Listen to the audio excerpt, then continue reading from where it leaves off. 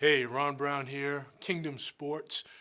We're getting ready to go to the film room, and you're going to see something here in the next couple of minutes I think could be eye-opening for you as a coach, you as an athlete, and you as a parent and a fan. If you're a Christian, do you know that the scripture tells us in Romans 13 that we are to obey the governing officials? Did you also know that we're to do our work heartily as unto the Lord, not unto men? That's out of Colossians 3:23. And I want to read you another portion of scripture, just a little longer piece here. It's out of 1 Corinthians chapter 2. It's verses 14 through 16. Check it out. But a natural man does not accept the things of the Spirit of the Lord, for they are foolishness to him, and he cannot understand them, because they are spiritually appraised. But he who is spiritual appraises all things, yet he himself is appraised by no one. For who has known the mind of the Lord that he will instruct him? But we have the mind of Christ. Do you know that your son and daughter, if you're a parent or you're a player, if you're a coach, or you as an athlete, you are called to have the mind of Christ in the middle of your athletic performance? And that's what we want to show on the film that we're going to provide for you here in another minute or so, is that you're going to see an athlete playing one-on-one with another athlete. And he is a Christian young man, both of them are, but the one athlete we're going to pick on. We're going to have the official in that game, we actually had that one-on-one game officiated, deliberately call fouls or decide breaks against that one athlete. And we're going to try to frustrate that athlete. We're going to see if we can get that young athlete's mind into the natural world, where he wants to get upset, he wants to get angry, he wants to make excuses, he wants to get after that official and lose track of the mind of Christ. And we're also going to have his parent role-playing, without him knowing it, yelling at that official about bad calls, just so that we can show a teachable moment here that, no, we are not to have the natural mind that everybody else has in a situation like that, but we are to have the mind of Christ even when everything is against you. Take a look. Put it up there. Next box. Here we go, Carter, here we go.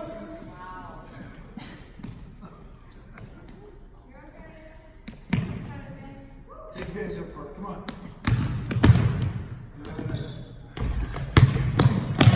Big ball, there you go. All right, man, we're going to get back. Down 5, here we go. Big free. Defense.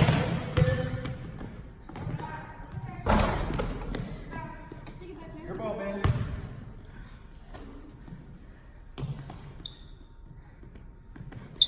Come on. Here we go. No, that's Carter's ball. That's Carter's ball. Here we go. What's going on in your mind? Confused. Really? Why? Because I didn't know what he was saying. You didn't know who was Like, Coach, coach? the calls. The calls? You felt like there were some bad calls? Good. A lot. A lot. Anybody else feel like there were some bad calls? Well, so what did that do? That discourage you?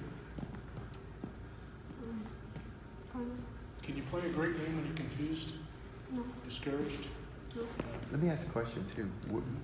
You guys were watching in Ben's, and by the way, good job both of you, right? But what did you guys see in Ben's body language? Maybe you're gonna go there. I'm sorry if I'm cutting. No, that's good. What did you notice in Ben's body language? Could you tell that he was frustrated? Yeah. How could you tell? What was he doing? Right up? Kind of flopping the hands around a little bit, shaking the head. We have a little music from the sideline, right? So then it caused you you lost a little energy from it because you were confused, frustrated. You were getting bad calls. They were bad calls. He was deliberately doing it. Deliberately doing it because we wanted to prove a point that no matter, even if an official is a bad official or he's making bad calls, you can't let that get to you. So how do you not let that get to you? How do you forget about something that an official's been doing? That's not good. You have to move on. You have to press on.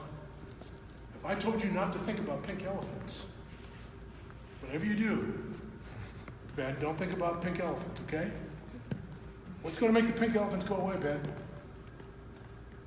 Ben, don't think about pink elephants. Ben, stop thinking about pink elephants. What's going to make those pink elephants go away, Ben? God? Yeah, maybe.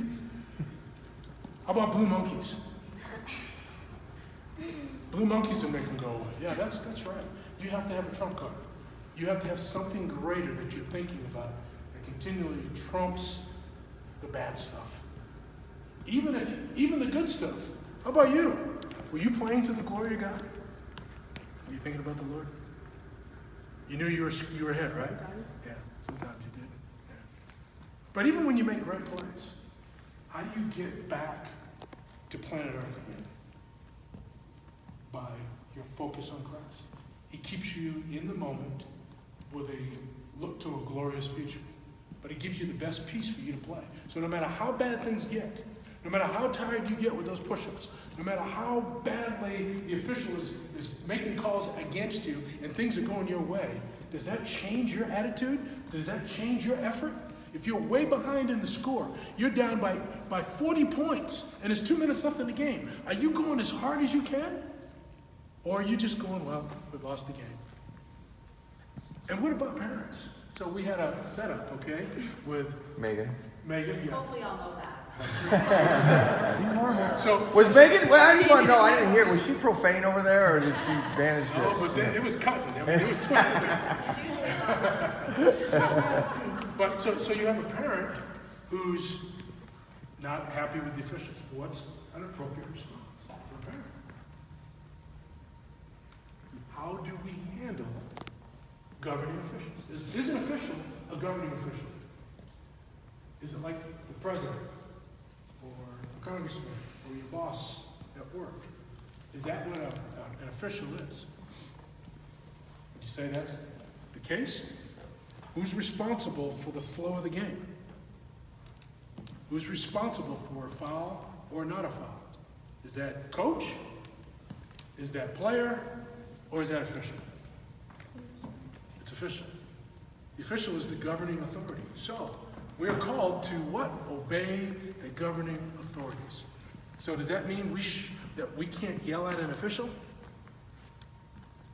I think we can talk to official with dignity and politeness and correctedness the way the Lord would do it if he was on this earth.